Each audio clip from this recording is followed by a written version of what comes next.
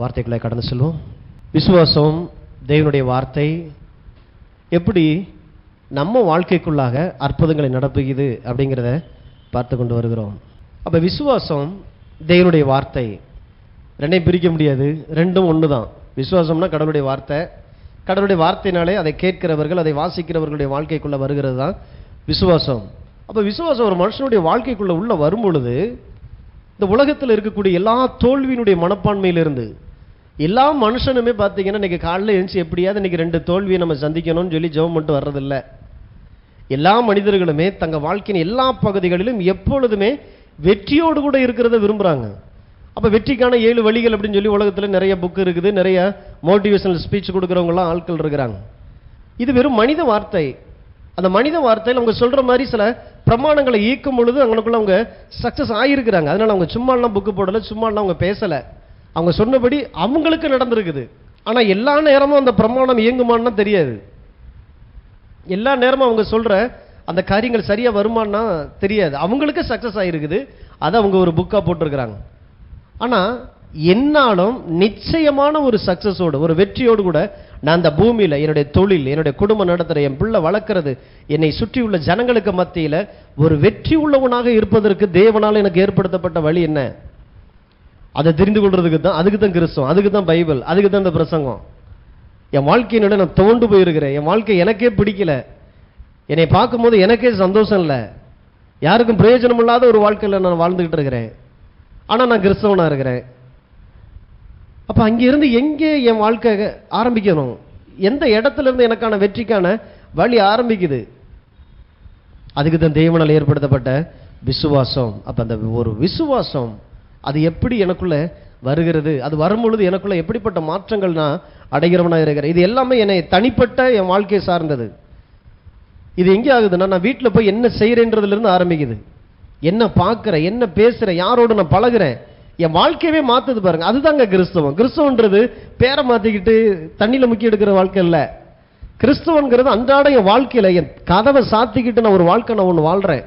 மற்ற மனிதர்கள் பார்க்காம இருக்கும் பொழுது எனக்குள்ள நான் என்னை எப்படி பார்த்துக்கிட்டு இருக்கேன். அநேகர் பார்த்தீங்கன்னா தங்களை தாங்களே நிதானிக்கவோ உட்காந்து தங்களுடைய எதிர்காலத்தை குறித்து யோசிக்கிறதுக்கு கூட அவங்களுக்குலாம் டைமே இல்லை. டைம் இல்லைன்னா ஒரு விதமான பயம். அதனால பார்த்தீங்கன்னா எப்பயுமே தங்களை பிஸியாகவே வச்சுக்கிறாங்க. ஆண்டவர் சொல்கிறார், இப்படி சபையில் கொண்டு வந்து 1 மணி நேரம் உங்களை உட்கார வச்சு பிரசங்கிக்கும் போது தான் நீங்கள் யாருங்கிறத தேவன் உங்களுக்கு அறிமுகப்படுத்துகிறார். அப்போ விசுவாசம் ஒரு மனிதனுக்குள்ளாக வரும்பொழுது ஒரு கனவு அவனுக்குள்ள ஒரு துளிர்க்க ஆரம்பிக்குது. எதிர்காலத்தை குறிச்சதான ஒரு நம்பிக்கை, எதிர்காலத்தில் நானும் ஜெயிச்சிருவேன், யார் கீழே கிடக்கிறவன் தோத்து போய் இனிமேல் என்னால் எந்திக்கவே முடியாது பல வருடமாக இருக்கிற 38 வருடமாக பெதஸ்தா குளத்தில் ஒருத்தன் உட்காந்துருக்கிறான். ஆண்டவருடைய வார்த்தை இங்கே போகுது, எழுந்து நடன்ற அந்த ஒரு வார்த்தை அவனுக்குள்ளாக விசுவாசத்தை கொண்டு வந்தது. எழுந்து நடந்தான். அப்போ கடவுளுடைய வார்த்தை ஒன்று தான் வல்லமை உடையதாக இருக்கிறது. எந்த மனுஷனும் அநேக காரியங்கள் பேசலாம், அநேக வார்த்தைகள் நம்ம காதுகள் கேட்கலாம், ஆனால் அது எல்லாமே என் வாழ்க்கையை நடத்திடக்கூடிய ஒரு பலன் இருக்கும்னா இல்லை. பரவாயில்ல, ஆண்டவருடைய ஆசீர்வதிப்பார், பரவாயில்ல, எல்லாரும் வீட்டுக்கு வீடு வாசப்படி தானே, உனக்கு மட்டுமே எல்லா பிரச்சனையும் வருது, எல்லாருக்கு தானே பிரச்சனை வருது, இது ஒரு நாள் என்னை ஆறுதல் படுத்தாது. தேவனுடைய வார்த்தை ஒன்று புறப்பட்டு வரணும் பாருங்க.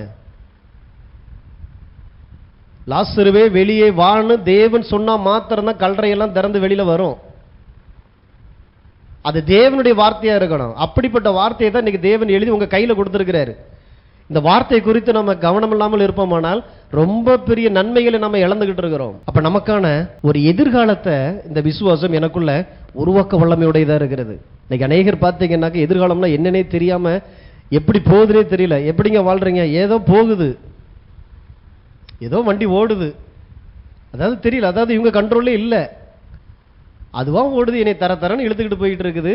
நானும் இந்த வந்துட்டேன் 2024க்குள்ள. இனிமேலாவது உங்கள் கண்ட்ரோலுக்குள்ளே கொண்டு வாங்க அப்படின்னா தெரியலங்க, அது எப்படின்னு தெரியல. ஏதோ போகிற போக்கில் போட்டு இருக்கிற வரைக்கும் இருப்போம், வெந்ததை தின்னுட்டு விதி வந்தால் சாவோம்.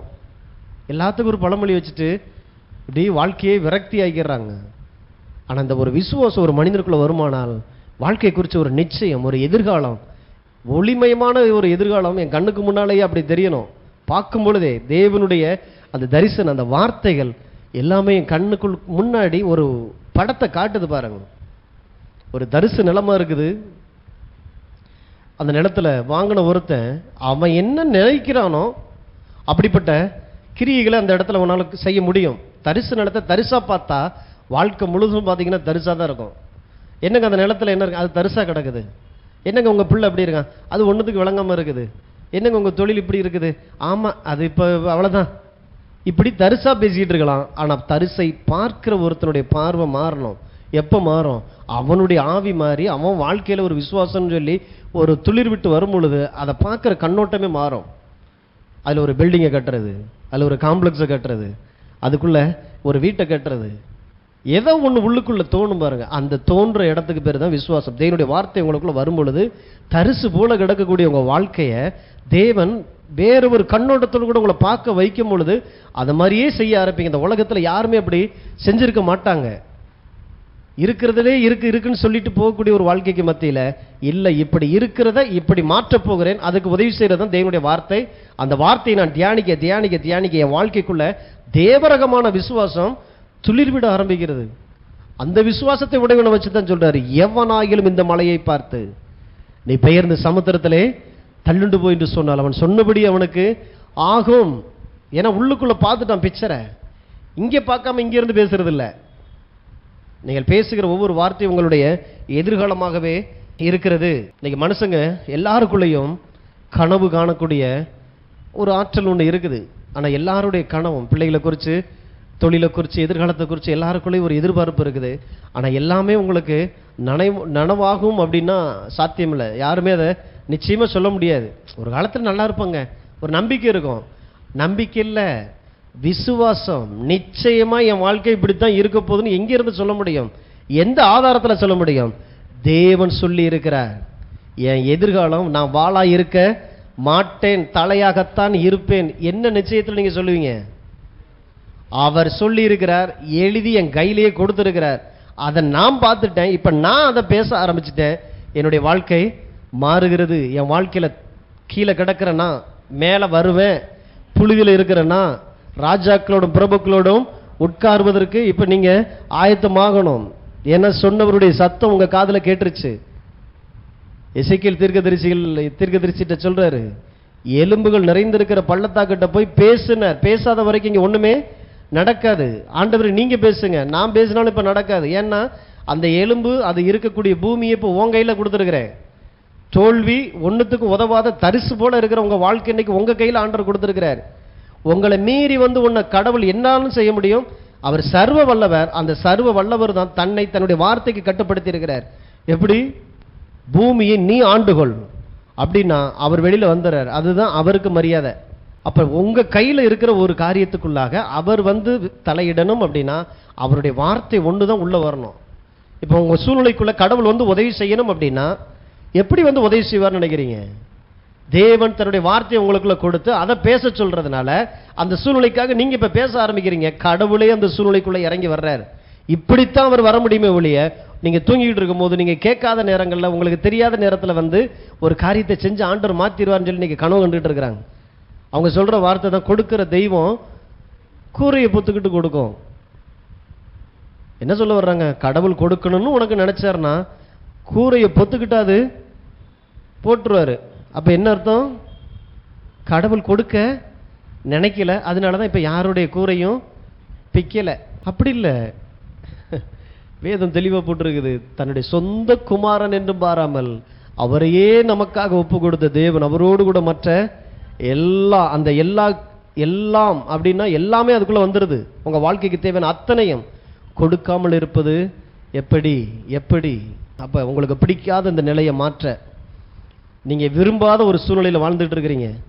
நீங்கள் விருப்பமே இல்லை அப்படி ஒரு வாழ்க்கை வாழ்றதுக்கான, அப்படி ஒரு வாழ்க்கையை தான் நீங்க வாழ்ந்துகிட்டு இருக்கிறீங்க. எப்படி நீங்கள் அதை மாற்றுவது? ஆளை மாத்துறதுனால இல்லை, கணவனை மாத்துறதுனாலயோ மனைவியை மாத்துறதுனாலயோ சூழ்நிலை மாற போறது இல்லை. ஆள் அதே ஆள் தான் இருக்க போறாரு. ஆனா இந்த சூழ்நிலை எப்படி மாத்துறது? அதுக்கு தான் தேவன் விசுவாசத்தை கொடுத்திருக்கிறார். இந்த பூமியில நீ ஒரு நாள் கூட நீ குறைவோடு கூட வாழ கூடாது, வேதனை வழியோடு வாழ கூடாது. இன்னைக்கு நிறைய சபைகள் பார்த்தீங்கன்னா நிறைய வார்த்தைகள் தப்பு தப்பா பேசி ஆண்டவர் அந்த ஓத்திரத்தை கொடுக்குறாரு, இன்னாருக்கு இன்னாருன்னு ஆண்டவர் எழுதி வச்சுட்டாரு. அதனால உன் தலை வீதி, நீ இப்படித்தான் வாழ்ந்தாகணும், வீட்டுக்கு வீடு வாசப்படி தான். என்னைக்காவது ஒரு நாள் சரியாகும்? என்னைக்காவது இல்லை, இப்பவே. விசுவாசம் அப்படிங்கிறது நவ் ஃபெய்த், அதாவது இப்பவே இந்த சனப்பொழுதிலே உங்க வாழ்க்கையை நீங்க நினைச்சா மாற்றிடலாம். விசுவாசத்துக்கு அவ்வளவு பெரிய வல்லமை இருக்கு. ஸோ உங்களுக்கான எதிர்காலத்தை, அந்த தொழிலை, குடும்பத்தை நீங்கள் உண்டாக்க முடியும். நீங்கள் உண்டாக்க முடியும். எங்கிருந்து? ஏன் அப்ப கடவுள் என்ன செய்வார்? கடவுள் தானே. நம்ம என்ன நினைச்சிட்டு இருக்கோம்னா, கடவுள் தான் எல்லாத்தையும் நமக்குள்ள வந்து செய்வார் நினைச்சிட்டு இருக்கோம். அந்த செஞ்சவர் தான் சொல்றாரு, உன் வாழ்க்கையை உன்னைய என்னைய போலவே உண்டாக்கி இருக்கிற. அப்ப நான் எப்படி இயங்குகிறேனோ அதே போல நீ ஒரு குட்டி ராஜாவாக, கடவுளாகவும் உன் வாழ்க்கையில இருந்து என்னுடைய ஆலோசனையின்படி, என்னுடைய வார்த்தையின்படி, என்னுடைய விசுவாசத்தின்படி நீ அந்த உலகத்தை, அந்த உன் குடும்பத்தை மாத்து. மனைவிய, பிள்ளைய, உன்னுடைய பொருளாதார நிலைய, நெஞ்சில் போன குடும்பம் தான் ஒரு குட்டியை ராஜாங்கம், தெரியுமா? அதனாலதான் ஆண்டவர் சொல்றாரு, ஒருவன் குடும்பத்தை நடத்த அறியாதிருந்தால் எப்படி சபையை நடத்துவான், எப்படி தொழிலை நடத்துவான், எப்படி நான் அவன் பேர்ல கம்பெனி எழுதி வைப்பேன்? ஏன்னா அவனுக்கு குடும்பமே நடத்த தெரியலையே. குடும்பம் பாருங்க எல்லா ஏரியாலையும் உள்ள வருது. குடும்பத்துக்குள்ள எல்லா துறையும் இருக்குல்ல. நிதித்துறை இருக்குது, எவ்வளவு சம்பளம் வருது அப்படிங்கிறது, வரவு செலவு பார்க்கக்கூடியது இருக்குது. குடும்பத்துக்குள்ள உளவுத்துறை இருக்குது. உன் பையன் நடவடிக்கை சரியில்லை, கவனமா பார்த்துக்க, உளவுத்துறை குடும்பத்துக்குள்ள தான் ஆரம்பிக்குது. என்ன சில காரியங்கள் கேள்விப்படுறேன், சரியில்லை, உன் பையனை கொஞ்சம் ஒழுங்கா இருக்க சொல்லு, உளவுத்துறை இருக்குது. அவன் பண்றது சரி தப்பு, நீதித்துறை இருக்குது. என்ன ஜட்ஜு போல தான் வந்து பேசுறோம். இவன் இப்படி பண்ணிக்கிட்டு இருந்தானே இப்படி ஆயிரம் பார்த்துக்க, நீதித்துறை உள்ள இருக்குது. மனித மேம்பாட்டு வளத்துறை இருக்குது. பிள்ளை இப்படியே இருக்கிறானே, இவனை இப்படி படிக்க வச்சா இப்படி ஆயிடலாமே. எல்லா துறைகளும் முதல்ல குடும்பத்துக்குள்ள இருந்து தான் ஆரம்பிக்குது. பாதுகாப்புத்துறை இருக்குது இல்ல. பிள்ளை எங்க பேச சொல்லாத, ஆளு சரியில்லை, அவன் பார்வை சரியில்லை, இந்த பக்கம் போகும்பொழுது பார்த்து போ சொல்லு. பாதுகாப்புத்துறை. யாராவது பிள்ளைங்களுக்கு தீங்கு செஞ்சா போய் தட்டி கேட்கிறோம், என் பிள்ளை எப்படி சொல்ல போச்சு. காவல்துறை இருக்குது. குடும்பத்துக்குள்ள ஒரு மினி கவர்மெண்டே நடந்துகிட்டு இருக்கு. அதனாலதான் ஆண்டவர் சொன்னாரு, நிறைய பேர் பார்த்தீங்கன்னா அந்த பொறுப்பே எடுக்கிறது இல்லை. எல்லா துறையும் இருக்கட்டும், எனக்கு ஒரே ஒரு துறை, உணவுத்துறை தான் இருக்குது. உளவுத்துறை இல்லை, உணவுத்துறை. நான் சாப்பிட்றேன், வேலை செய்கிறேன், தூங்குறேன், போய்கிட்டே இருப்பேன், என்னை யாரும் டிஸ்டர்ப் பண்ணாத. இத்தனை துறைகளையும் வச்சிருக்கிட்டு ஆண்டவர் சொல்றாரு, இதெல்லாம் என் சாயலின்படி நான் உன்னை எதுக்கு உண்டாக்கி இருக்கிறேன்? உணவுத்துறைக்கு அமைச்சராக இருக்கிறக்கா? உட்காந்து யோசி. உனக்கு கீழே ஒரு ராஜாங்கத்தை கொடுத்துருக்கிறேன். குடும்பத்தை நடத்த உனக்கு அறியல அப்படின்னா எப்படி நான் உன்னை நம்பி நான் இவ்வளவு பெரிய பொறுப்பை நான் கொடுக்க முடியும்? தேசத்தை நான் உனக்கு தர்றேன்னு சொல்றாரு. ஆனா அதுக்கு முன்னால ஆபிரகாம் தன்னுடைய குடும்பத்தை நடத்தணும். நடத்தினாரா? நல்லாவே நடத்தினார். எந்த அளவுக்கு தெரியுமா? சாரால் ஆண்டவனேன்னு சொல்லக்கூடிய அளவுக்கு நடத்தி இருக்கிறாரு. அதாவது ஆண்டவனே அப்படின்னா போஷிக்கிறவர், பாதுகாக்கிறவர், தேற்றுகிறவர், விழுந்து கிடக்கும் போது தூக்குகிறவர், எனக்கான எதிர்காலத்தை திட்டமிட்டு அவர் தரிசனம் பார்த்து பேசுகிறவர். ஆண்டவனே. சாரால் தன்னுடைய புருஷனை பார்த்து ஆண்டவனேன்னு சொன்னானாம். வீட்டில் போய் எல்லாரும் என்னைய பார்த்து ஆண்டவனே சொல்லு, ஆண்டவனே சொல்லுன்னு எல்லா புருஷர்களும் சண்டை போட்டுறக்கூடாது. அப்போ ஒரு குடும்பத்தில் இருந்து தான் தேவன் எல்லாவற்றையும் உருவாக்குறாரு. அப்போ அந்த குடும்பத்தை இயக்குறதே விசுவாசம் தான். அதனால தான் இன்னும் தேவன் பார்த்த விதமாய் பார்க்கக்கூடிய குடும்பம் இன்னும் இந்த பூமியில இல்லை. திருக்குடும்பம் சொல்லி ஒரு போட்டோ வாங்கி போட்டிருக்கிறோம், கிடையாது.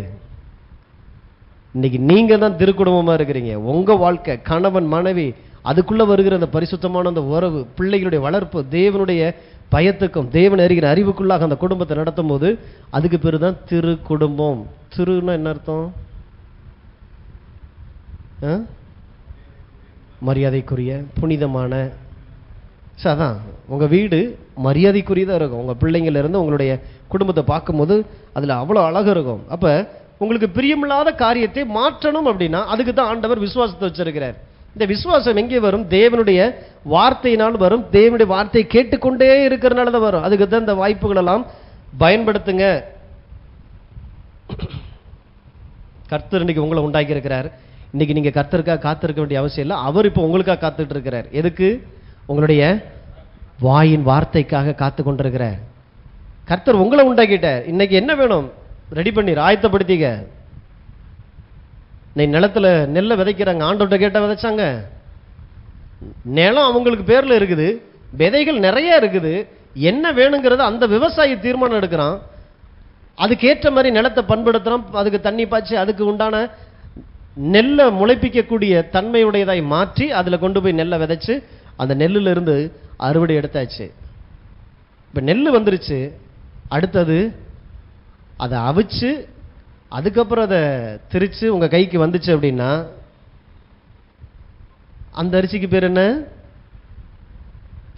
ஒரு நெல் இருக்குது, பச்சையா இருக்குது, அதை அவிக்கிறாங்க. அவிச்சு அதை திரிச்சு உங்க கையில வருது. அந்த அரிசிக்கு பேரு புழுங்கல் அரிசி, அதாவது சாப்பிட்றதுக்கு ஏற்ற அரிசி.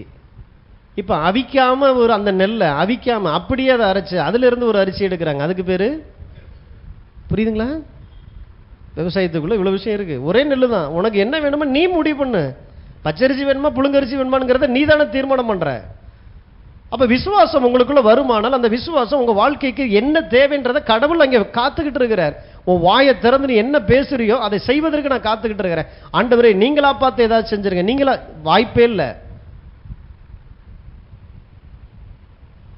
அப்போ உங்க வாழ்க்கையை நீங்கள் விரும்புகிற வண்ணமாக செலுத்துறதுக்கு ரொம்ப ரொம்ப முக்கியம் உங்களுடைய வார்த்தை. அப்ப இந்த எதிர்காலத்தை உருவாக்கக்கூடிய ரொம்ப ரொம்ப முக்கியமான காரணம் உங்க இருதயமும் உங்க வாயும். இருதயமும் வாயும். ஏன்னா நீங்கள் பேசும்போது உங்க இருதயத்துக்குள்ளாக எல்லாமே ஒவ்வொரு வார்த்தைகளாக உள்ள போய் போய் ஸ்டோர் பண்ணப்படணும். அதுக்கு பேர் தான் தியானம். இருதயத்துக்கு உள்ள வைக்கிறது. முதல்ல இந்த வேலை நடந்தாதான் ஒரு போராட்டம் ஒரு பிரச்சனைக்கு மத்தியில இருதயம் நிறைஞ்சு ஒரு வார்த்தை வெளியில வரும். கர்த்தர் என் மெய்ப்பராய் இருக்கிறார், நான் தாழ்ச்சி அடையன்னு. அப்ப ஏற்கனவே டெபாசிட் பண்ணி இருந்தா மாத்திரம்தான் தாழ்ச்சி அடைகிற அந்த நேரத்துக்குள்ள உள்ள இருந்து ஒரு வார்த்தை வரும். இருதயம் நிரம்பி வர்றது. அப்ப எப்பயுமே பேங்க்ல பணத்தை போடாம ஏடிஎம்ல போய் நிக்க கூடாது. நிறைய பேர் இப்படி ஏடிஎம்ல போய் நின்றுக்கிட்டு அது பாத்தீங்கன்னா காரி காரி துப்புற மாதிரியே இருக்குது.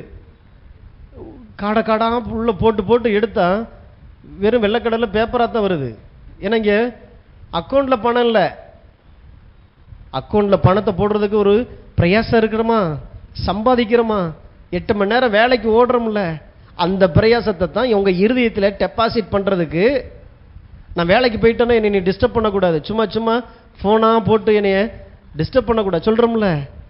அதே போலதான் உங்க வார்த்தைக்குள்ள விசுவாசம் உள்ள ஸ்டோர் பண்றதுக்கு காலையில எந்திரிச்சு என்னைய டிஸ்டர்ப் பண்ணாத, ஒரு காப்பியை குடிச்சிட்டு ஓரமா போய் உட்காரணும், வேதத்தை திறந்து வச்சு தியானிக்கணும். அப்படி ஒரு நேரம் இருக்குதா நமக்கு? டெபாசிட் பண்ணாம எப்படி உங்க வாழ்க்கைக்குள்ள வாயின்ல இருதயம் நிறைஞ்சு வெளியில வர்றது? அங்கேதான் அற்புதம் நடக்கும். எழுதப்பட்ட வார்த்தையை சும்மா சும்மா சொல்றதுனால நடக்கிறது இல்லை. இது யாராலும் செஞ்சுட்டு போயிடலாம்.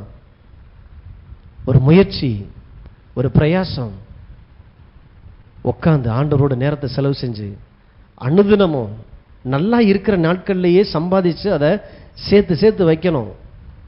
அப்பத்தான் தேவை ஏற்படும் போது உங்க வாழ்க்கைக்குள்ளாக அது வெளிப்பட ஆரம்பிக்குது. அப்ப இந்த வேதத்தை தியானிக்கணும், அறிக்கை செய்யணும், இல்லை ரொம்ப ரொம்ப அவசியம்.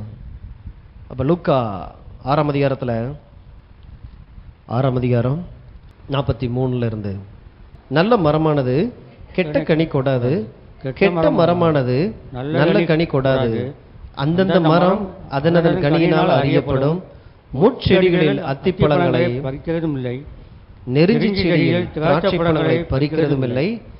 நல்ல மனுஷன் தன் இருதயமாகிய நல்ல பொக்கிஷத்திலிருந்து நல்லதை எடுத்து காட்டுகிறான், பொல்லாத மனுஷன் தன் இருதயமாகிய பொல்லாத பொக்கிஷத்திலிருந்து பொல்லாததை எடுத்து காட்டுகிறான். இருதயத்தின் நிறைவினால் அவனவன் வாய் பேசும். இருதயத்தின் நிறைவினால் வாய் பேசும் பேசும். இருதயத்தின் நிறைவு.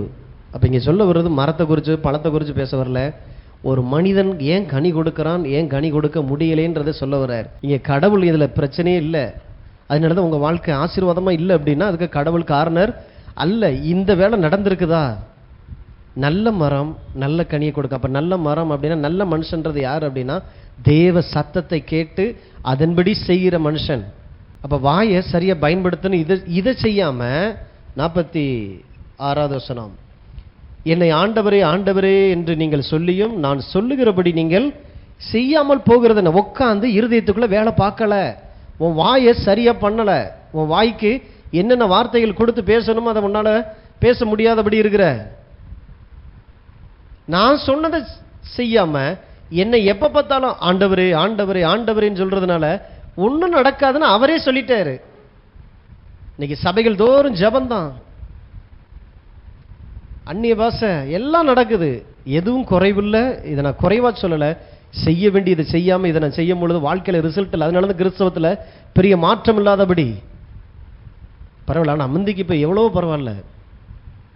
வாலிப பிள்ளைங்கள்லாம் வேற மாதிரி எழும்புறாங்க, சந்தோஷமா இருக்குது. வார்த்தைக்காக நிற்கணும். கடவுள் உண்டாக்கின மனிதனா இந்த பூமியில் நிற்கணும் அப்படின்னா சும்மா எந்நேரம் ஆண்டவரே ஆண்டவரேன்னு சொல்றதுல இல்லை, அவர் சொன்னபடி செய்யும் பொழுது ஒன்று நடக்குது.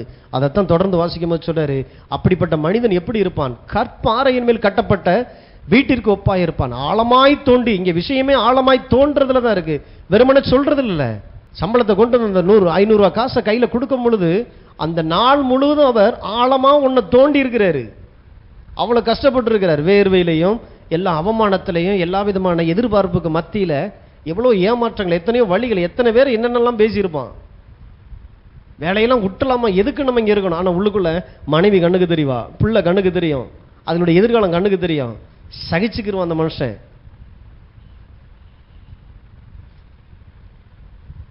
குப்பல்றதுல இருந்து சாக்கடல்றதுல இருந்து அவன் டாக்டராக இருக்கட்டும், இன்ஜினியர், எல்லாரும் ஒரு பிரயாசம் எடுக்கிறாங்க. ஆழமாய் தோண்டி தான் அந்த 500 ரூபா வருது. இங்கே ஆண்டவர் சொல்றாரு, அந்த 500 ரூபாய் அது செலவாகி போயிருப்பா. ஒரு கற்பாறையின் மேல் கட்டப்பட்ட ஒரு வீடாக ஒரு குடும்பமாக இருக்கணும்னா இந்த தியானம் அப்படிங்கிறது ரொம்ப ரொம்ப அவசியம். அன்னுதினமும் தேவனோடு கூட பேசுகிற ஆழமாயினா இன்னும் அறிந்து கொள்ளும்படி அவரை அறிகிற அறிவு, அந்த அறிவுல தான் உங்க வாழ்க்கையினுடைய சக்சஸ் இருக்குது. எனக்கு அவரை தெரியும், இவரை தெரியும், நான் இது படிச்சிருக்கிறேன், எனக்கு அந்த படிப்பு தெரியும், இந்த படிப்பு, எல்லா படிப்பையும் படித்தவங்க கடைசியில் அவங்களுடைய எதிர்காலம் வேற மாதிரி வந்து நிற்குது. ஆழமாய் தோண்டி ஏதோ ஒரு வார்த்தையை 10 தடவை தொடர்ந்து சொல்றதுனால நடக்காது. ஏமாந்து போயிடாதீங்க. இன்னைக்கு நிறைய நேரங்கள் அந்த விசுவாச அறிக்கை அப்படின்னு சொல்லி வந்தாலே இதையே சொல்லிக்கிட்டே இருந்த வராது. முதல்ல ஆழமாய் தோண்டி உங்க இருதயத்துக்குள்ள ஆழத்தை தேடணும். ஆண்டவர் இதுக்கு என்ன, அதுக்கு என்ன, பணத்தை குறிச்சு என்ன, மனைவியை குறிச்சு என்ன, பிள்ளைகளை குறிச்சு என்ன, வேதத்தில் நீங்க என்ன சொல்லியிருக்கிறீங்க? சிலர் பார்த்தீங்கன்னா தங்களை தாங்களே குற்றப்படுத்திக் கொள்ளாதபடி 5 நிமிஷம் பைபிள் வாசிக்கிறதெல்லாம் பார்த்துருக்கிறீங்களா? 5 நிமிஷம் தான். எனக்கு தெரிஞ்ச ஒரு பையன் இருப்பான், ஸ்கூல்ல கூப்பிடுறதுக்காக வீட்டுக்கு போயிருப்போம். வேகமாக கிளம்பி வெளியில் வந்துடுவான். வந்துட்டு அச்சோ மறந்துட்டேன் அப்படின்னு சொல்லிட்டு இதே மறந்து வச்சிட்டான் போல அப்படி பார்த்துக்கிட்டு இருந்தோம்னா ஓடி போய் அவங்க வீட்டில் பெரிய பைபிள் இருக்கும், அப்படி விரல நடுவில் அப்படி விட்டு அப்படி பிரட்டிட்டு ஒரே ஒரு வசனம் வாசிட்டு வெளியில் வந்துடுவார். என்னென்ன அவர் பைபிள் வச்சுட்டாராம். ஆழமாய் தோண்டி. நீங்கள் தோன்றது ஸ்பூனை வச்சும் தோண்டலாம், மண்வெட்டி வச்சும் தோண்டலாம், ஜேசிபி வச்சும் தோண்டலாம். ஸோ எதை வச்சு தோன்றீங்கன்றது ரொம்ப முக்கியம். ஆழமாய் தோண்டி தோண்டணும், ஆழமாய் தோண்டணும். ஸோ அப்போத்தான் இந்த வேதத்துக்குள்ளே இருக்கிற அந்த ரகசியங்கள் உங்கள் வாழ்க்கையாய் மாறும். ஸோ அப்போ இருதயத்தில் என்ன நீங்கள் வைக்கிறீங்களோ வாயில் அதுதான் வருது. ஆகையினால தான் ஆண்டவர் சொல்கிறாரு, இதை கவனி, ரொம்ப கவனமாக இதை பாரு. ஏன்னா தக்காளி விதைச்சின்னா நிச்சயமாய் தக்காளி உனக்கு அறுவடையாய் வந்து நிற்கும். இன்னைக்கான நீங்கள் ஒரு அறுவடை வாழ்ந்துகிட்டு இருக்கிறீங்கன்னா என்ன பேசணுமோ அதற்கான அறுவடையத்தை நம்ம அனுபவிக்கிறோம். அப்போ என் வார்த்தையை கேட்குறவன் ஆழமாய் தோண்டி அதை குறித்ததான ஒரு அறிவு. அப்போ விசுவாசம் அங்கே தான் உள்ள வர ஆரம்பிக்குது. இந்த வார்த்தையோடு கூட நேரத்தை செலவு செய்ய இதையே நான் வாசிக்கிட்டு இருந்தால் பெரியாளா இல்லாமா? பெரியாளா ஆனால் எல்லாரும் இதை தான் வாசிச்சிருக்கிறாங்க. பெரியாளா ஆகணும்னா இதை வாசின்னு யோசுவா 1:8 அவர் சொல்றாரு. நீ நல்ல வெற்றியை பெறணும் அப்படின்னா இந்த நியாயப்பிரமாண புஸ்தகம், இந்த வேத புத்தகம் உன் கண்களை விட்டு பிரியாதிருப்பதாக. கண்களை விட்டு பிரியாதிருப்பான்னு எப்பயுமே பார்த்துக்கிட்டே இப்படி நடந்துட்டு போறது இல்லை. ஒரு வார்த்தை ஒன்று சொல்லி இருக்குது, காலையில் நீங்கள் அதை பார்த்துருக்கிறீங்க, அதுக்கு அகெயின்ஸ்டாக ஒன்று நடக்கும் போதே இல்லை, எனக்கு இந்த வார்த்தை சொல்லபடி நான் இன்னைக்கு இருக்க போகிறேன். தீர்மானம். அதுதாங்க உன் கண்களை விட்டு பிரியாத இருப்பது, உன் வாயை விட்டு பிரியாத இருப்பது. அதை பேச விடாதபடி வேற சம்பவங்கள் ஒன்று நடக்குது, தப்பு தப்பாக பேச, எல்லாம் போச்சு, எல்லாம் தொலைஞ்சிச்சு, என் வாழ்க்கை இனிமேல் இவ்வளோதான் சொல்கிற மாதிரியான ஒரு காரியம் ஒன்று நடந்துட்டு இருக்கும் போது அந்த இடத்துல அதை பேச நான் மறுத்து, காலையில் ஆண்டவர் எனக்கு என்ன சொன்னாரோ அந்த வார்த்தையை நான் பேசுகிறேன். அப்போ அனுதினமும் தேவனுடைய சமூகத்திலிருந்து உங்கள் வாழ்க்கையை ஆரம்பிக்கிறீங்க. அங்கே தான் உங்கள் வாழ்க்கைக்கு உண்டான வெற்றி. போன வாரத்தில் பார்த்தோம், தேவன் கண்களுக்கு தெரியாத உலகத்தில் 2 பிரமாணங்களை வச்சிருக்கிறார். பாவம் மரணம், ரோமர் 8:2 போட்டு பார்த்தோம் இல்லையா? பாவம் மரணங்கிற பிரமாணம், அவைகளிலிருந்து கிறிஸ்துவின் ஆவியின் பிரமாணம் என்னை விடுதலை ஆக்கிற்றே. அப்ப 2 பிரமாணம் இந்த பூமியில இருந்து வேலை செஞ்சிட்டு இருக்கு. அப்ப இந்த பூமியில இருக்கிறவங்க புவி ஈர்ப்பு விசையிலேயே பாதிக்கப்பட்டு அதனுடைய தாக்கத்துக்காகவே வாழ்றாங்க. அந்த புவி ஈர்ப்பு விசை இருக்கிற ஒரு இடத்துல இருந்து உந்து விசைன்னு ஒன்றை பயன்படுத்தி ஃப்ளைட்டை கண்டுபிடிச்சு இன்னைக்கு நம்ம தலைக்கு மேல அவனும் பறந்துகிட்டு இருக்கிறான். 2 விஷயம் இந்த பூமியில இருக்குது. எந்த விஷயம் அவன் தெரிந்து கொள்றானோ அதனால் அவன் பாதிக்கப்படுகிறான். அப்ப பாவம் மரணங்கிற பிரமாணம் இந்த பூமிக்குள்ள இருந்து அன்றாடம் உங்களுக்குள்ள வேலை செய்யுது. நீங்க ரொம்ப ஒழுக்கமானவர்களா இருக்கலாம், ரொம்ப பரிசுத்தமா இருக்கலாம், 4 ஏழைகளுக்கு எந்நேரமும் உங்களால போஷிக்கப்படக்கூடிய ஒரு ஆட்களா இருக்கலாம். அதனால நீங்க இந்த பாவ பிரமாணத்திலிருந்து விடுதலை ஆயிருவீங்கன்னு சொல்ல முடியாது. பறக்கணும், நான் ஃப்ளைட்ல ஏறி உட்காரணும், ஏன்னா அதற்குள்ளதான் உந்து விசையில பயன்படுத்தக்கூடிய எந்திரங்கள்லாம் இருக்குது. அப்ப இயேசு கிறிஸ்துவுக்குள் அவருக்குள் நாம் போய் உட்காரும் பொழுதுதான் உயிர்த்தெழுதலுடைய சாயல் இன்னைக்கு அவருக்குள்ள இருக்குது. எல்லா எந்திரம், பாவம் மரணம், இந்த தரித்திரத்தை, எல்லா விதமான தோல்விகளை ஜெயிச்சிருக்கக்கூடிய இயந்திரங்கள் இன்னைக்கு இயேசுக்குள்ள இருக்கிறதுனால அவருக்குள்ள வந்து நான் உட்காரும் பொழுது என் வாழ்க்கை பார்த்தீங்கன்னா அவரோடு கூட சேர்ந்து நானும் உயிர்த்தெழுதலின் சாயலை பங்கடைகிறவனா இருக்கிறேன்னா நானும் சேர்ந்து பறக்கிறேன் ஃப்ளைட்ல உட்கார்ந்து இருக்கிற ஒரு ஆளை போல. அப்போ உங்க வாழ்க்கையை எந்த பிரமாணம் இயக்குதுங்கிறது ரொம்ப முக்கியம். அப்ப இயக்குறது உங்களுடைய வாயின் வார்த்தைகள். ஒருவன் கிறிஸ்துவுக்குள் இருந்தால் அவன் புது சிருஷ்டி. அந்த புது சிருஷ்டிக்கு ஏற்ற மாதிரி பேச பழகுங்க, புதிய ஜீவனுடையவர்களாக நடந்து கொள்ளுங்க. இது எங்க பட்டிட்டிங்கிறீங்க பார்த்து உங்களை ஏதோ ரிப்பேர் பார்த்து ஆண்டவர் உங்களை கொண்டு வரல. மறுபிறப்பு, ஆதாமுக்கு பிள்ளையாய் பிறந்ததுனால வந்த எல்லா சாபத்திலிருந்து தேவன் இன்னைக்கு உங்களை விடுதலை ஆக்கி இருக்கிறார்னா எது உங்களை அதை அனுபவிக்க செய்யுதுன்னா மறுபடி பிறந்திருக்கிற ஒரு ஆவிதான் அதை சாபத்தையும் பாவத்தையும் இந்த பூமியில இருக்கக்கூடிய புவி ஈர்ப்பு விசை மாதிரி அன்றாடம் உங்களை போட்டு இழுத்துக்கிட்டு இருக்கக்கூடிய தோல்வியிலிருந்து உங்களை தூக்குகிறதே இந்த தேவனுடைய வார்த்தை. அப்ப அதை சரியா வாயில வச்சு நான் பேசும்பொழுது என் வாழ்க்கையில அற்புதங்கள் நடக்க ஆரம்பிக்குது. அப்ப 2 பிரமாணமும் இருக்குது. நீங்கள் எதை தெரிந்து கொள்றீங்களோ அதுதான் உங்களுடைய வாழ்க்கை. அப்ப மீட்கப்பட்டவர்கள் ஜீவனுடைய இந்த ஆவி, கிறிஸ்து இயேசுவினுடைய ஜீவனுடைய ஆவியின் பிரமாணத்திற்குள்ளாக வர்றாங்க. பாவ பிரமாணம் நம்மை கீழே அன்றாடம் இழுத்துக்கிட்டு இருந்தாலும் என்னை தூக்குகிற ஒரு விசையாக உள்ள இருந்து தேவனுடைய கிருபை என்னை தூக்குது பாருங்க. அன்றாடம் பாவத்தினால் கரைப்படுத்தப்பட்டு பாவினே வாழ்ற அந்த வாழ்க்கையிலிருந்து என்னை தூக்குகிற தேவ கிருபை. அதுக்கு தான் அந்த வார்த்தைகள், அதுக்கு தான் சபை, அதுக்கு தான் அந்த பிரசங்கத்தை உங்க காது கேட்கல. வாழ்நாள் முழுசும் பார்த்தீங்கன்னா பாவத்திலேயே இல்லாமையே நீங்க பாவத்தில் வாழ்ந்துட்டு இருப்பீங்க. நீங்க பாவியா இல்லாமையே பாவத்திலே வாழ்ந்துட்டு இருக்கக்கூடிய வாய்ப்பு இருக்குது.